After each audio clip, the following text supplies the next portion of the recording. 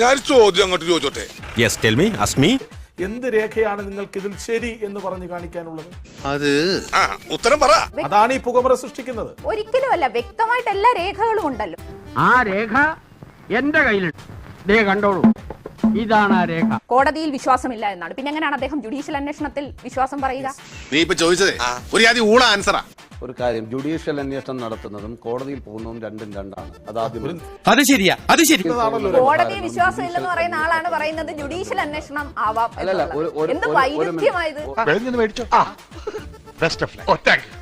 ഇവർക്ക് എന്റെ കുഞ്ഞ തലയ്ക്ക് അസുഖമല്ലോട്ടെ, മിണ്ടായി എന്നോട് കിട്ടിയ മുതലും പലിശ ചേർത്ത് കിട്ടി.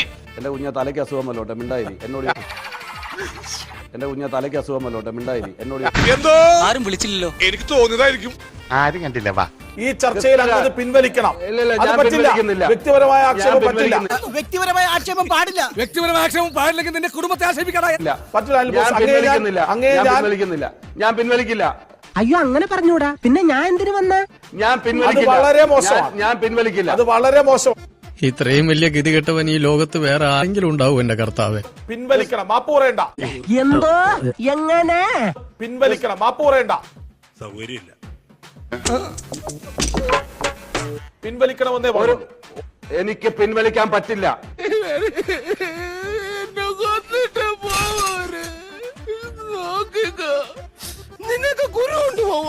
ശരി, അങ്ങനെ ആയിക്കോട്ടെ. ചർച്ചയിൽ ഇടപെട്ടില്ല. എന്താ കീഴ്വഴക്കമല്ലത്? അങ്ങ് പറയൂ. ഇങ്ങനെയുള്ള സന്ദർഭങ്ങളിലാണ് നമ്മൾ സ്വയം നിയന്ത്രിക്കേണ്ടത്. Self control. ഓഹോ, നീ സ്വയം നിയന്ത്രിച്ചു നിന്നതല്ലേ? ഇങ്ങനെ മിണ്ടാൻ പറ്റാതെ നിൽക്കുന്നതിന് ഞങ്ങളുടെ നാട്ടിൽ എന്താ പറയാന്നറിയോ? അണ്ണാക്കിലെ പിരിവെട്ടി. ഞാൻ പിൻവലിക്കില്ല. നിങ്ങൾക്ക് ബുദ്ധിമുട്ടുണ്ടെങ്കിൽ ഞാൻ ചർച്ചയിൽ നിന്ന് അത് വേണ്ട. അങ്ങയെ ക്ഷണിച്ചതാണ്, താങ്കൾ വിളിച്ചതാണ്. താങ്കളുടെ കയ്യിൽ തെളിവില്ലെങ്കിൽ താങ്കൾ ഓടിപ്പോകരുത്, താങ്കൾ ഇരിക്കണം. അയ്യോ, അവന് കിട്ടിയതൊന്നും പോരാ.